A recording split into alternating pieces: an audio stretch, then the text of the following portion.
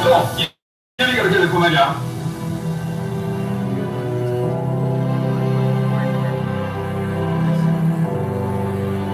My name is Jamil Faruqi. I'm an anchor person at the prime time anchor in Bold TV. I have 1 minute. मेरा right है, मेरा right है। Torture किया, मुझे नंगा किया गया, मेरे कपड़े उतारे, मेरे चपेटें मारी गई हैं।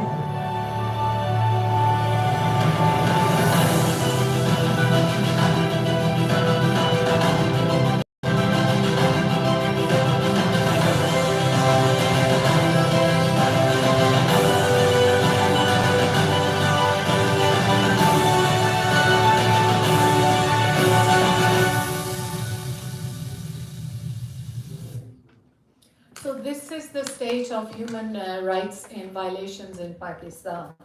And as the guide said, we are free to practice our own religion, go to our temple, go to the mandir, go to the mosque. Yet we know that the reality is that we can't do this as minorities in that country. Imam Sahib referred to why Pakistan was created because we were afraid of being subsumed by the Hindu majoritarian state. What we've done instead is created a Muslim majoritarian state where the Christians and the Hindus are fearful for their rights.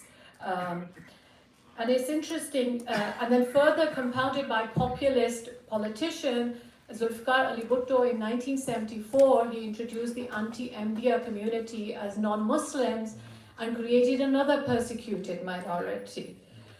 So we talked about the American Universal Constitution. In 1776, when the American founding fathers introduced the Declaration of Rights, and they talked about the inalienable rights that we have of life, liberty, and the pursuit of happiness, it's very, very radical. And we sometimes forget, standing today, that how many nations, how many people across the world still do not have these particular rights. Pakistan is a signatory to the 1948 United Nations Universal Declaration of Human Rights. It has been a member of the Human Rights Council, has been several times. It's currently, I think, also a member, yet its own record on human rights, we know, is extremely patchy, to say the least.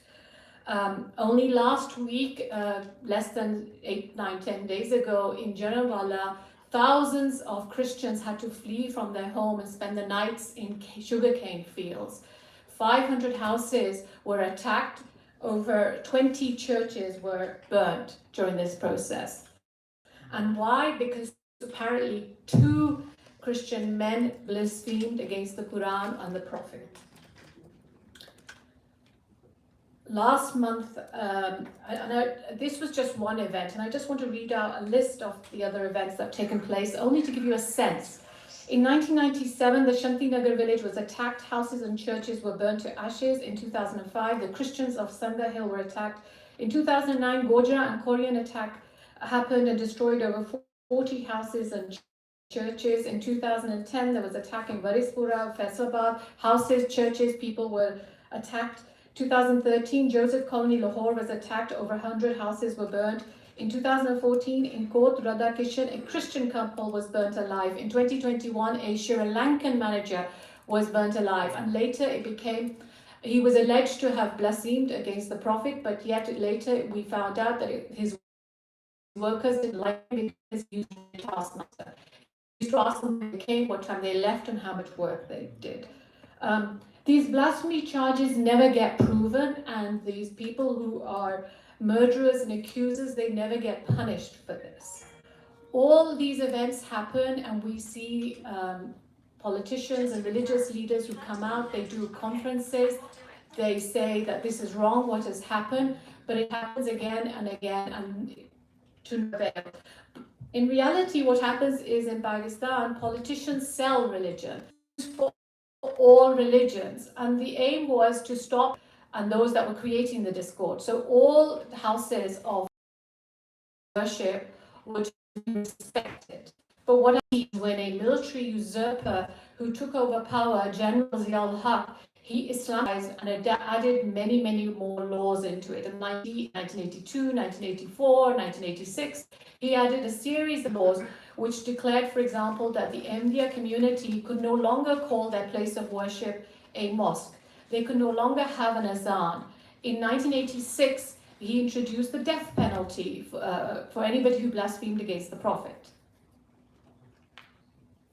Of blasphemy, and over 65 people have been killed because of blasphemy. And amongst these, we have very high profile killing of the governor of Punjab, Salman Taseer, whose only crime was to defend a Christian woman, Asya Bibi, and to say that the blasphemy law was a black law.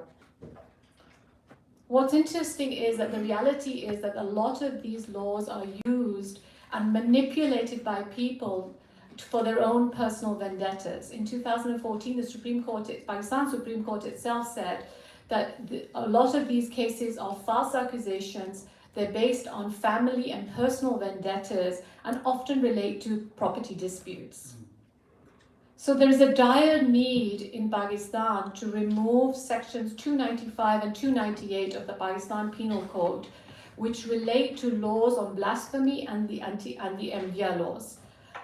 This is something that will never happen in Pakistan organically, except for maybe generations. So either we wait for generations and people to keep getting killed under these laws, or the international community can do something about it. They can actually say, we will not trade with you. The EU, for example, gives Pakistan the GSP+. The Americans have various military assistance. They can actually look at these and say, we want you to do something about these laws. We want these rights to be enforced by yourselves.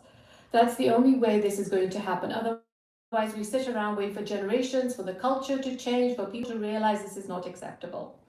So that's the minority thing. Then we turn to what is called the living ghost. Amnesty International in November 2021 wrote a report which referred to the missing people euphemistically as living ghosts. These are people that have been picked up by the state agencies and they've gone missing. Their families have no idea whether they're alive, whether they're dead, where they are. Numbers vary in this between 2,000 to 5,000.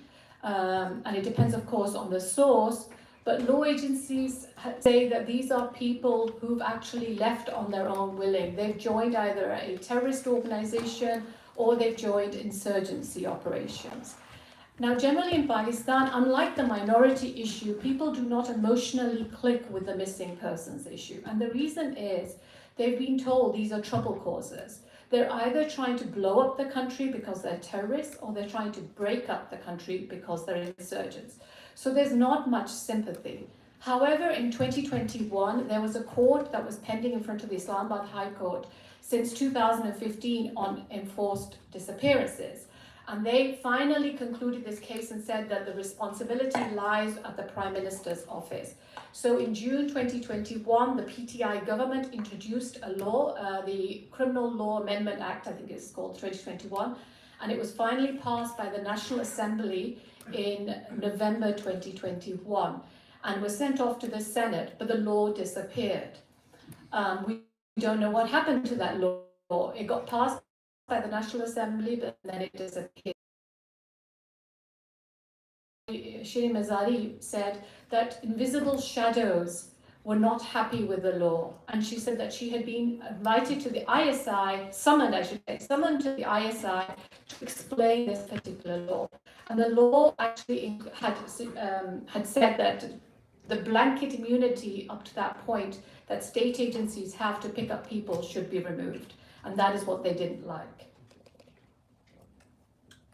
Now, I know we're short of time because my video took some of that time, but coming to the fairer sex. Okay, so we are the fairer sex, and I have to say Pakistan's not particularly very fair to us.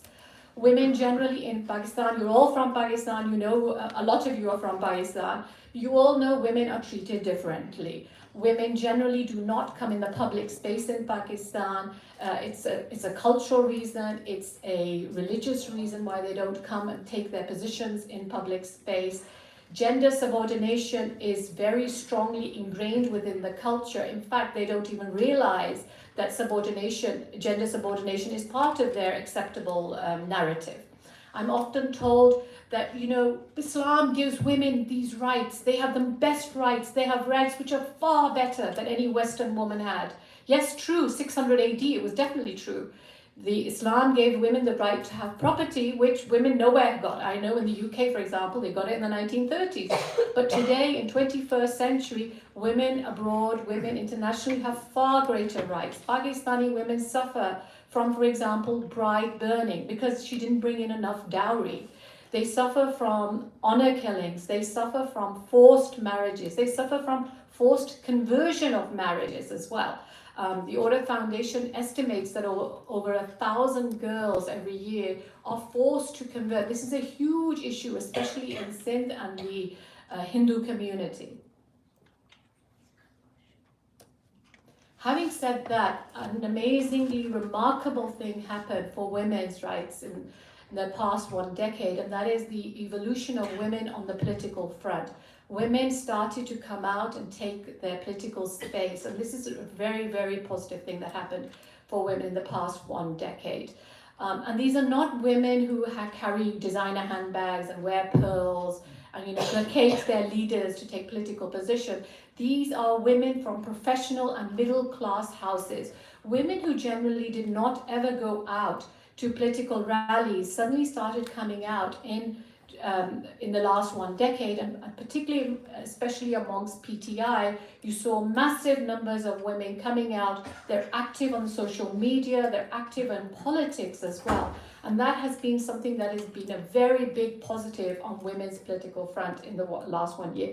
It's also important because in the public space in Pakistan generally, women do not feel safe. So the environment in these political rallies for the first time was created, and I've heard it personally. You will have heard, I should say, Imran Khan speak about the women and say, make sure you let them go first when you leave the rally. Don't touch them. And he makes these, and he created an environment in which many, many more middle-class women have traditionally, who've not gone out, have come out, and they've engaged in politics as a result of that. If I now fast forward to the last 12 to 16 months, what have we seen happening in Pakistan? Gross violation has happened in Pakistan on all fronts. What used to happen in the hinterlands of Pakistan, in Balochistan, in Fatah, to the minorities, has suddenly come to the heartland of Pakistan. Punjab, Islamabad are seeing what Balochistan used to suffer. People have gone missing, people have been attacked. In 2022 May, when a protest was launched, over 6,000 shells of gas shells were released at the time, attacking men, attacking women, attacking professionals. It has never happened in Pakistan where people have come out to protest in this way, that they should be attacked in this particular way. But Heartland is now feeling what the hinterlands have felt for ages, but this is the first time. They never associated with East Pakistan. They never realized that these things, and in fact now people are actually asking these questions. They're saying these questions. We didn't realize what was happening. If they can now do this in Punjab, this is what they must have done in 1970. Much worse. Much worse. Now or then? On the women's front, unfortunately, one thing that has happened is hundreds of women have been picked up. Now, this is very unfortunate because this was the first time where women were actually going out. They were claiming the political space. They felt safe enough to do that. This, what they have done in the last several months, and especially after May the 9th, when they've picked up women, they've put them into prisons. We're hearing stories about these women being sexually and physically abused in prisons. These women will come out changed forever. Their husbands, their brothers, their fathers will never allow these women to ever go out on the streets again. So they have taken the case back of women on the political front for decades, I would say at this point. So ultimately, what I would say is everything that is being epitomized currently in Pakistan symbolizes what is a classic failed state. It is a state which is facing an ever-growing population, does not know how to govern that population. We're seeing a political breakdown of power politics. We're seeing law enforcement breakdown, and it's not a good situation. But as Imam Saad says, we should stay positive because we're Muslim, so I stay positive. But on that note, I will end. Thank you. Thank you so much. We appreciate the talk. Thank you so much. I'm going to go to our last segment. One thing that I'd like to tell everybody, it's not all sad and bad. There are the 3 A's about this presentation or this function today. We talk about awareness, but then we're talking about action and activism. When we've heard a lot of talk about what's happening right now, but the reason why we put this thing together was really to see if we can just be sulk at home, just call Pakistan a failed state and say, okay, I don't have anything to do with it, or is there something we can really do? And this will be one of my favorite segments of this row. I'd like to invite Asad Malik and Atif Khan, and I know they have flights. They were going to basically join us in the evening as well. Maybe I'd like to call Atif Khan first to tell us what they're doing in Houston for Pakistan.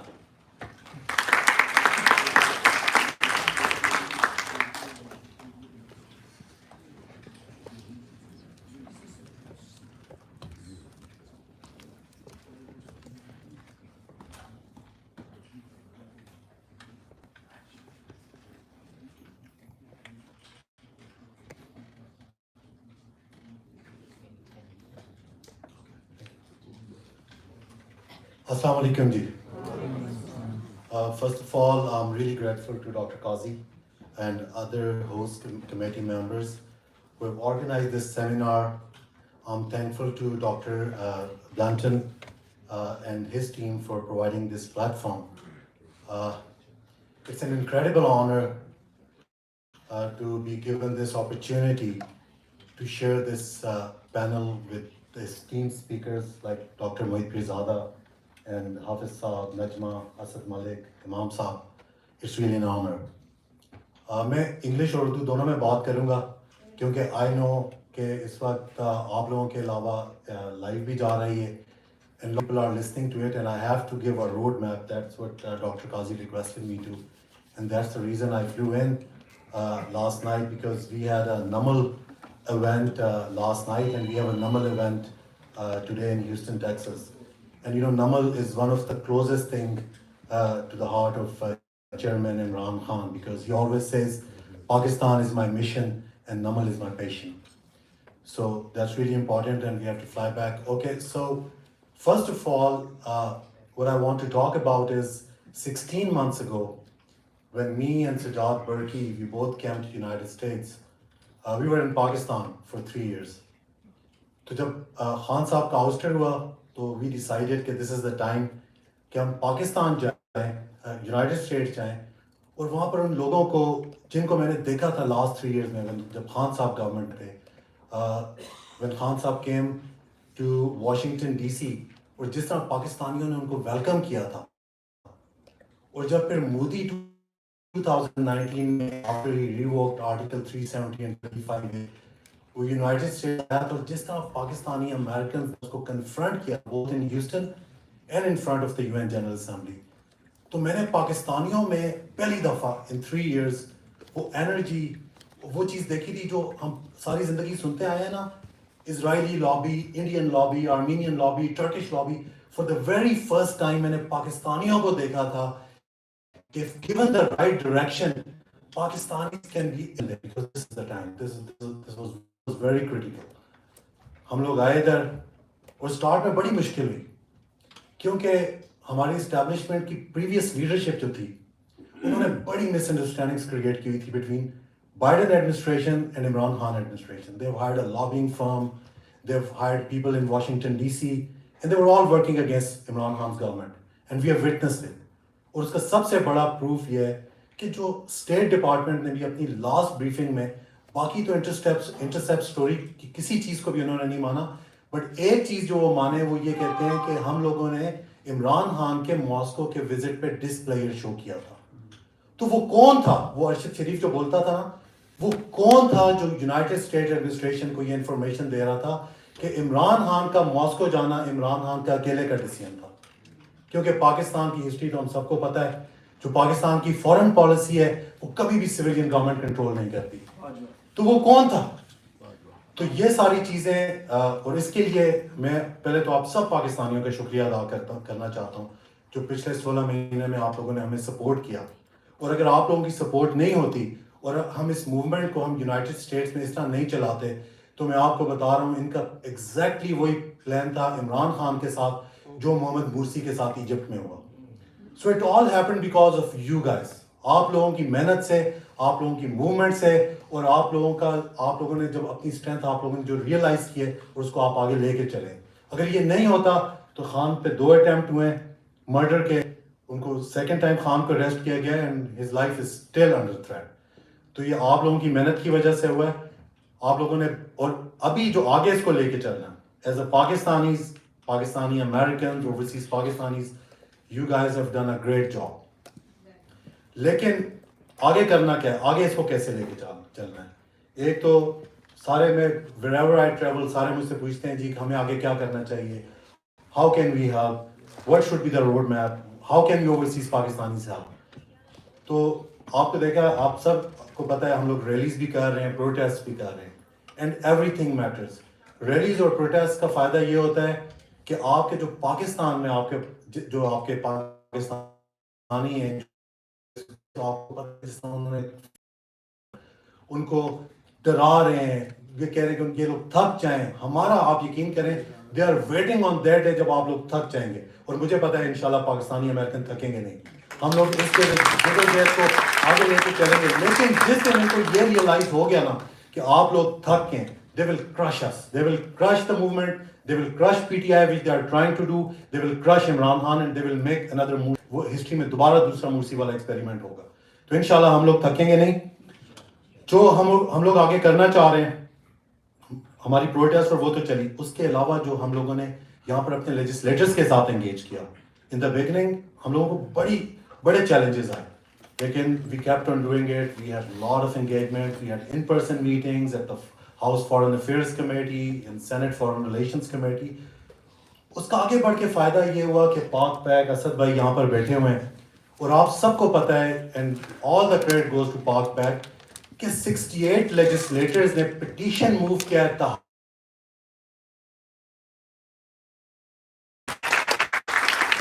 میں صرف ان لوگوں کو بتا رہا ہوں کہ ساری چیزوں کا فائدہ ہوتا ہے. اگر یہ چیزیں نہیں ہوتی تو اس وقت پاکستان کے حالات اور زیادہ تکلیف دہ ہوتے. ہم اب آگے کیا کرنے جا رہے ہیں جس میں ہمیں آپ سب لوگوں کی ضرورت ہوگی. وی آر انشاءاللہ، ابھی Congress is at recess, they will be back September the 5th. We are requesting a congressional hearing at Congress. ہماری ہاؤس فارن افیئرس کمیٹیز کے ساتھ میٹنگز ہوئی ہیں، ہماری چیئرمین کے ساتھ میٹنگ ہوئی ہے. Right after they will come back from recess, they will announce the date of congressional hearing, and I'm very hopeful it will be mid of September. We are working on the same type of petition that PAC did at Senate to move the letters and write it to President Biden as well as Secretary Blinken. So we are working on that. Petition is very important. We are also requesting for a congressional fact-finding delegation. تو یہ ساری چیزیں ہم کر رہے ہیں، ان ساری چیزوں کو ہم ساتھ لے کے چلیں گے. لیکن ہمیں اب تھوڑا سا آؤٹ آف دا باکس اور تھوڑے نئے طریقے بھی کرنے پڑیں گے. اور اس میں سب سے امپورٹنٹ جو چیز ہے میں آپ کو بتاؤں، travelling all over the U S, جو میں نے ایک چیز دیکھی ہے، جو پاکستانی امریکنز ہیں دے ہولڈ کی لیڈرشپ پوزیشنز امنگ آل دا مسلم آرگنائزیشنز. تو میں بھی اس کو پاکستانی کمیونٹی سے کہا کہ we have to involve Muslim organizations. اور پاکستانی جو لیڈرشپ ہے ان کو اپنا یہ جو انفلوئنس ہے امنگ دا مسلم آرگنائزیشنز، امنگ دا ماسک، اس کو ایز اے لیوریج یوز کرنا پڑے گا. کہ آپ دیکھیں ابھی ہم لوگ جو پروٹیسٹ کرتے ہیں all over the U S, people do come out but not in as large numbers جس طرح پیلسٹائن کی پروٹیسٹ میں لوگ نکلتے ہیں، جس طرح باقی پروٹیسٹ میں لوگ نکلتے ہیں. تو we have to organise this, we have to use or influence as a leverage to involve and to have this collective effort کہ ہم مسلم آرگنائزیشن کو انوالو کریں اور بڑی پروٹیسٹ کریں. بیکاز یہ ساری چیزیں ہمیں کرنی پڑیں گی آگے چلنے کے لیے. ایٹ دا اینڈ میں پاکستان کی اسٹیبلشمنٹ کی جو کرنٹ لیڈرشپ ہے ان کو بھی آپ سب کی طرف سے ایک میسج دینا چاہتا ہوں कि जो सारे लोग यहाँ पर अभी आकर बैठे हुए हैं अपने रिसोर्सेज यूज़ करके, सबसे जो इम्पॉर्टेंट चीज़ है इन मुल्कों में वो टाइम है, अपना टाइम निकाल के, ये लोग गद्दार नहीं हैं, ये पाकिस्तानी हैं। They are all concern Pakistani American और जिधर जिधर से भी आए हुए हैं, कोई भी गद्दार नहीं है। गद्दारी के सर्टिफिकेट देना बंद करें, खुदा का वास्ता है। ये वो लोग हैं जिन्होंने पाकिस्तान को, पाकिस्तान के करंट इकोनॉमिक जो हालात हैं उनसे बाहर निकालना है। एंड फॉर दैट इनको स्टेबिलिटी चाहिए, इनको फ्री एंड फेयर इलेक्शंस चाहिए, क्योंकि अभी ऐसा कुछ भी नहीं हो रहा। और अगर ये चीज़ें नहीं होंगी तो आई एश्योर यू कि आप बिल गेट्स को मिनिस्टर ऑफ IT ला के बिठा दें, इलॉन मस्क को आप मिनिस्टर ऑफ इंडस्ट्रीज ला के बिठा दें, पाकिस्तान इन मसलों में से बाहर नहीं निकलना। अगर पाकिस्तान को इस मसलों में से बाहर निकलना है तो वो पाकिस्तान का डायस्पोरा निकाल सकता है, और पाकिस्तान का डायस्पोरा उस वक्त निकालेगा जब उनको ये कॉन्फिडेंस हो जाएगा कि यस, पाकिस्तान अब एक प्रूवन डेमोक्रेसी है, it's a stable country, we ourselves, we have confidence, we can go back, and once we will have that confidence, we can take corporate America along. दूसरा message, and that's my last message to US administration. It's very critical, for the very first time, US has to decide, because it's not 80s, it's not 90s. The world is watching very closely, people of Pakistan and Pakistan watching very closely, and majority of the Pakistan. Overseas Pakistanis are watching very closely, and it's all over. US has to stand on the right side of the history. US has to stand with the popular support.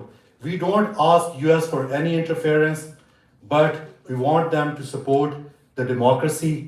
We want them to support the rule of law in Pakistan. We want them to stand with the popular support and with the people of Pakistan. And if by doing so, for the very first time, when US will stand, because right now everybody is watching very closely, when US will decide and stand on the right side, the relationship between Pakistan and US will definitely flourish. Thank you very much. Ladies and another applause for Atif Khan. I'm so happy. I begged Atif Bhai to come back. It was very difficult to convince him, but those 20 minutes are what we're looking for, because we cannot lose hope. We can never lose hope. So inshallah, now we have Asad Malik also doing a lot of work, and he'll tell us what PAC is doing and how we can get involved in this process. Thank you, Professor Blanton, Dr. Kazi. We appreciate the invitation. I wanted to maybe give you a little background of PAC. PAC is a political action committee based in Washington, D.C. We're a bipartisan, both working with Republicans and Democrats in Congress and the Senate. And we actively engage in working on what's best with the U.S.-Pakistan. Doing it for the last 30 years. It was founded by 9 past presidents of UPNA, and I actually am the first non-physician to actually head PAC, actually also the only non-physician in the family as well. I had to marry a doctor to stay in the family, so we found her from Pakistan as well. Alhamdulillah, as an organization, we've done really well. And I think from a positive perspective, as Atif said, we're a very strong community if we work together. We have done a lot. We have taken out the chairman of the Foreign Relations Committee in New York, where Pakistani taxi cab drivers were driving around and picking up voters and taking them to the polls to vote and oust a chairman of the Foreign Relations Committee. We took out Senator Pressler from South Dakota, who actually voted and put a bill on that was against one specific country, the only bill in the history of in the U.S. that actually went against only one country, when it was Pakistan. And we actually, if you Google it, you'll see it in the Wall Street Journal, top front page, Senator Pressler versus Tim Johnson in South Dakota, Pakistan versus India. And ultimately, Pakistani Americans, we won. We beat Tim Johnson. And that's the effort of all the Pakistani American community. And that's just an example, and there's many more examples across the country. We focus together. very strategic in what we do. We can accomplish anything. We actually, before we had done about 20 years back, submitted a letter to President Clinton through his personal attorney on the golf course, asking for an effort to work on India and Pakistan and help resolve the Kashmir issue. We got almost 70 congressmen and senators to sign the letter, including Senator Moynihan, who was the strongest Indian senator supporting. He joined in signing that letter. It really upset the Indian lobby. All over India, they had announced and wrote in the articles we spent, at that time, they spent almost $10 million on lobbying efforts, and this is what happened. So that effort started then. It continued with our 68 congressmen that signed the letter for human rights efforts about 3 months back, which was to the State Department. And now with the information that we have received from the cipher that was leaked out, we have requested, along with other organizations, a hearing in Congress on this information. The United States, we're the most powerful country in the world, and thank God we're here, and I'm proud of it. But we've always been the most powerful country in the world because we stood by morals and ethics all over the world. That's what drove ourselves as leaders of the world. And we need to stick by that. And we have a policy of non-regime change efforts. You could say in the past there has been behind the scenes regime change, but I think it's for us to kind of, we need to change the policy of the United States, and we need to support democracy across the world, because we're going to start setting up nations that are going to be very anti-US. We've seen it in other countries like Egypt, where we overthrew a democratically elected government. It could have been one that not supported the United States, but that's what the people supported. We did that. We tried that in Turkey with Erdogan, and they did try to coup there as well, and it was the wrong thing to do. And now with the information that we're getting, that they did the same thing in Pakistan. We don't know for sure. That's why it's important to do a hearing, and we should focus on that hearing with the Foreign Relations Committee. And it's our effort. We're very powerful. Politics is all local. You guys have the opportunity to make that say, especially here in Alabama. The chairman of the Armed Services Committee is Mike Rogers, Senator Congressman Mike Rogers. He's the most powerful, one of the most powerful congressmen in Congress. You have the influence of working with him. I know Dr. Fazzi and many of you have already met with him, but he is one who can make that change. We are doing this across the country. Next week we're meeting with, we have an event in Texas with Congressman Keith Self, who's also on the Foreign Relations, Republican on Foreign Relations Committee. Our Georgia community that's here, Atlanta, is doing an event on September 9th with Congressman McCormick, also a Republican on Foreign Relations Committee. And then the following week, we do one in Michigan with another congressman, a Republican Foreign Relations Committee. As you can see, the theme is a Republican on the Foreign Relations Committee. We're very strategic in what we're doing, because you need to put the checks and balances in Congress, and we can do that. We support both sides of the aisle. We can put that effort. I know Dr. Kazi's coming because we need to have lunch, but that's very, very critical. And I just want to end by saying that you guys need to be involved. POCPAC's one example. There's many other organizations, but we're the only one nationally involved. But get involved. Work with your local congressman. Make that phone call. Invite your congressman to your masjids. That is a huge impact. We had a pastor in one of our congressional districts in Michigan. He was a pastor who came to the masjid, and he was just so excited. He learned about Islam in addition to Pakistan. We've done that numerously. We did it with another young lady, a congresswoman, that before she was not a congresswoman, now she is, and actually now has turned out to be the 4th important congresswoman in Congress, and we brought her to our masjid. The same thing, she was talking about Catholicism and Islam, asked a lot of questions about Islam, and she learned a lot. And a 15-20 minute visit turned out to be a 2-hour visit. And so it is very important to engage, stay engaged, but also look at what's the long-term interest of Pakistan. Yes, human rights is a big issue, and we're addressing that right now. But always remember to look at the positive side. 65% of Pakistanis are 30 years and younger. They're gonna make the change. You know, I just made 2 visits in the last month, and I can tell you, they're looking for change. They want that change. That change will happen. The garrison Pakistan is gonna change over time. And you need to help, we need to help them from an economic perspective. We need to help them support trade. So we need to get businesses that help and create jobs for them. That's the effort that POCPAC's gonna work on and other organizations here. So we gotta look at not only the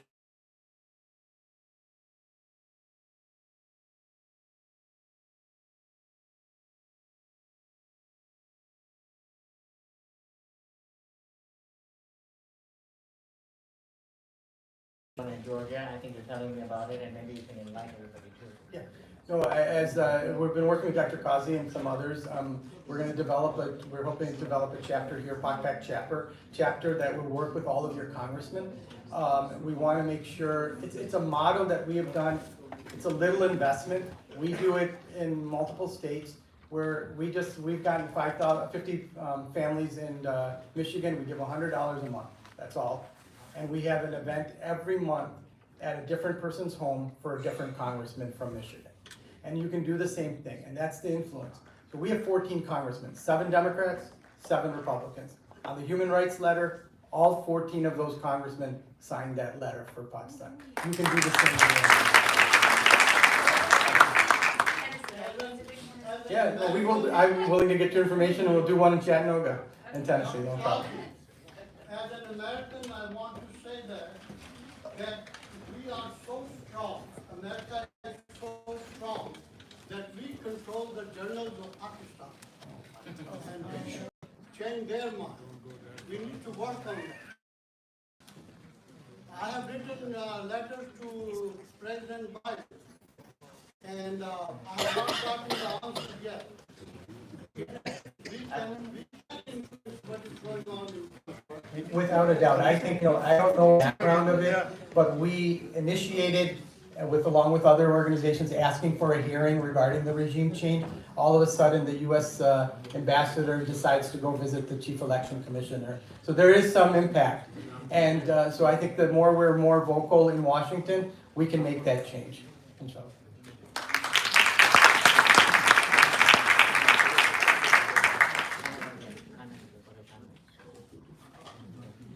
Okay, everybody, before, let me tell you what the program is. We're actually caught up a little bit. It's like a flight flying. We're going to start on time this time, please. Everybody, if you approve to make change in Pakistan, you have to change yourselves first. So, I want everybody please to be back here at 1:20. No exceptions. We'll have fireworks for the next session. That's for fireworks session. I'm really excited about it. And so 1:20, here's what we're going to do. Lunch is being served downstairs in the atrium downstairs on the ground floor, and they're waiting for us.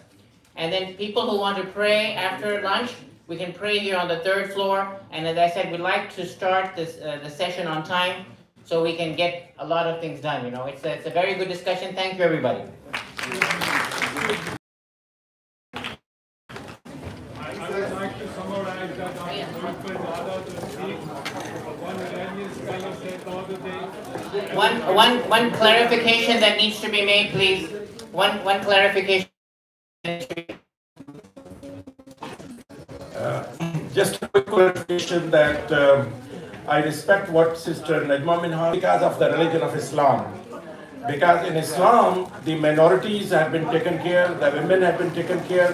There is a Sahih Hadith in Bukhari, Rasulullah Sallallahu Alaihi Wasallam said, if a person kills a minority, he will never smell the fragrance of the Jannah.